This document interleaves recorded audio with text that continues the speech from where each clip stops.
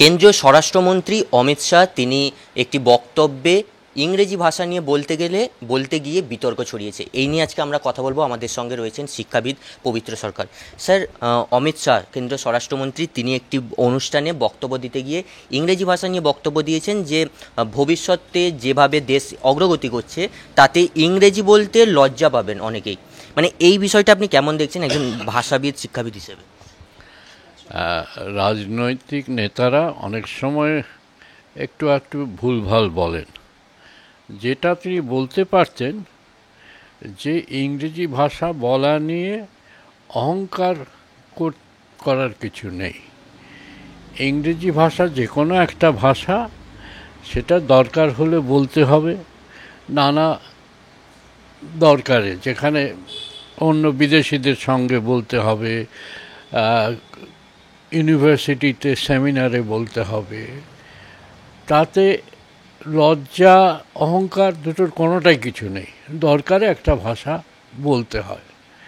কাজে উনি কেন লজ্জা পাবার কথা বললেন এটা আমি বুঝতে পারছি না। উনি যদি বলতেন যে ইংরেজি ভাষা বললে নিজের ঘমণ্ড অহংকার, সেটা দেখাবার কিছু নেই। একদিন দেখিয়েছে লোকে, এখন বুঝেছে এটা বোকামি। ইংরেজিটা যে কোনো ভাষার মতোই। এই এবং কেন্দ্রীয় স্বরাষ্ট্রমন্ত্রী অমিত শাহ তিনি এই কথা বলছেন, এর মধ্যেই কোনো অন্তর্নিহিত অর্থ রয়েছে? কারণ শিক্ষিত মানুষ বলতে আপনিও জানেন যে হিন্দি ভাষা বলতে পারেন, ইংরেজি ভাষা বলতে পারেন এবং তাদের মাতৃভাষাতে পারদর্শী হয়ে থাকেন। এবং তার মধ্যে যদি এটা বলেন স্বরাষ্ট্রমন্ত্রী, এর মধ্যে কি কোনো অন্তর্নিহিত অর্থ থাকতে পারে এরকম কোনো? এই অন্তর্নিহিত অর্থ যদি হয় ইংরেজি শিখবে না কেউ, এটা একটা ভুল কথা। মানুষ যে ভাষা দরকার সেই ভাষা শিখবে। ফরাসি ভাষা শিখবে, জাপানি ভাষা শিখবে, গবেষণার জন্যে হোক, কাজের জন্যে হোক সাঁওতালি ভাষা শিখবে, বোডো ভাষা শিখবে, কেমন আদিবাসীদের ভাষাও শিখবে। দরকারের জন্যে মানুষ ভাষা শেখে, শখের জন্যে শেখে না। শখের জন্যে শিখলে ভুলে যায় ভাষা, বুঝতে পারছো? কাজে কোনো ভাষা নিয়ে লজ্জিত বা অহংকৃত হবার কিছু নেই। ভাষা নিজের ভাষা, নিজের ভাষাটা আমি বজায় রাখবো, এটা হচ্ছে বড় কথা। নিজের ভাষাকে ভালোবাসবো, এইটা বড় কথা। কাজে এর মধ্যে যদি ইঙ্গিত থাকে যে ইংরেজি তোমরা শিখো না, তাহলে এটা অন্যায় হবে আমি মনে করব। এখন নানা দেশে যারা মাতৃভাষায় পুরোটা পড়ায়, জাপান, চীন, রাশিয়া, তারাও ইংরেজি শিখছে, কারণ জানে যে আন্তর্জাতিক ক্ষেত্রে ইংরেজিটা শেখা দরকার। এই হলো কথা। এবং আপনি ইংরেজির গুরুত্ব বলছেন, এবং বর্তমানে আমরা যদি দেখি, বাংলার কথাই বলুন, যে এখনকার শিশুরা, বাচ্চারা যারা পড়ছেন, অভিভাবকরাও তারা কিন্তু প্রেফার করে যে সরকারি স্কুলের থেকে একটু ইংলিশ মিডিয়াম স্কুলে পড়াতে, একটু আপডেট চাইছেন। এই দিকে কোথাও কেমন দেখছেন? তার নানা কারণ আছে। তার কারণ, একটা কারণ হচ্ছে সরকারি স্কুলগুলোর দশা ভালো নয়।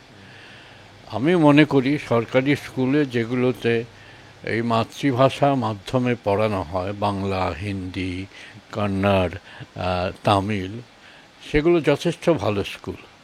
তার ছেলেমেয়েরা নানা প্রতিযোগিতায় যথেষ্ট ভালো করে। কিন্তু আমাদের পশ্চিমবাংলা এবং অন্যান্য জায়গায় এখন সরকারি স্কুলগুলোর দশা ভালো নয়। সেজন্যে অনেকেই ভালো জামা কাপড় পরায়, টাই স্যুট এই সমস্ত বেঁধে একটা সাহেবি কালচার শেখানোর জন্যে অনেক সময় ইংরেজি মাধ্যম স্কুলে দেয়, যে আমাদের ছেলেমেয়েরা ভদ্রলোক হবে, সাহেব হবে, এই আর কি। যাই হোক, সেটা আমি ছেড়ে দিলাম। তো এই হলো কথা। এবং স্যার, আরও একটা বিষয় উঠে আসছে, দিল্লি ইউনিভার্সিটিতে অ্যাডমিশন ফর্ম যেখানে রয়েছে সেখানে উর্দু ভাষা নেই, সেখানে রয়েছে মুসলিম ভাষা। এই নিয়ে কিন্তু আবার বিতর্ক ছড়িয়েছে। এই বিষয়টা কেমন দেখছেন? এবং এই রকম ধর্ম নিয়ে ভাষা আগে দেখেছেন? না, আমি জানি না দিল্লির লোকেরাও ভুলে গেছে কিনা জানি না। হিন্দির যে প্রধান লেখক প্রেমচাঁদ, তিনি জীবনে প্রথমে ওই উর্দু ভাষাতেই লিখতেন, অর্থাৎ উর্দু অক্ষরেই সেগুলো ওই আরবি লিপিতে ছাপা হতো প্রেমচাঁদ। পরে তিনি দেবনাগরীতে লিখতে শুরু করেন। কাজে উর্দুটা উত্তরপ্রদেশ, মধ্যপ্রদেশ, হায়দ্রাবাদ, এই সমস্ত অন্ধ্রে, এই সমস্ত জায়গায় হিন্দু মুসলমান দুয়েরই ভাষা। এইটা দিল্লির লোকেরা কেন ভুলে গেছে আমি জানি না। এই তাদের শিক্ষাটা আস্তে আস্তে কমে আসছে, বলে আমার একটু সন্দেহ হচ্ছে। কাজে ভাষার কোনো হিন্দু মুসলমান কিছু নেই। এই যে বাংলায় তর্ক হয়েছিল পানি, বাংলা কিনা, চট্টগ্রামে প্রচুর হিন্দু বৌদ্ধ, তারা পানি বলেন, হিন্দু বৌদ্ধ পানি বলেন। কাজে এইগুলো নিয়ে, পানিটা সংস্কৃত পানীয় থেকে এসেছে, কাজে এইগুলো নিয়ে তর্ক করে যারা মূর্খরা তর্ক করে। এই যে মুসলমান ভাষা বলে কিছু নেই, মুসলিম ভাষা বলে কিছু নেই, এটা কেন দিল্লির লোকেরা এরকম লিখলেন আমি ভেবে পাচ্ছি না। এবং এবং এই রকম যদি ভাষা নিয়ে মানে ধর্ম নিয়ে ভাষা তৈরি হয়, তাহলে তো মানে বলতে গেলে দেশে এখনো পর্যন্ত 22টি সাংবিধানিক স্বীকৃতি ভাষা রয়েছে, এবং তাই তো অনেক ভাষা বেরিয়ে আসতে পারে, মানে যে সমস্ত সম্প্রদায়ের মানুষ তার একটা করে ভাষা এরকম। হ্যাঁ হ্যাঁ হ্যাঁ, বৌদ্ধ ভাষা, মানে শিখ ভাষা, পাঞ্জাবি না হয়ে শিখ ভাষা হয়ে যাবে। হিন্দু ভাষাও হতে পারে। হ্যাঁ, হিন্দু ভাষা হতে পারে। হিন্দু ভাষাটা কী যে হবে আমি জানি না, কারণ হিন্দু তো বাংলাটা তখন হিন্দু বাংলা মুসলমান বাংলা কদর্য একটা জায়গায় যাবার একটা চেষ্টা হচ্ছে। তাহলে এটা ভয়ঙ্কর একটা বিপজ্জনক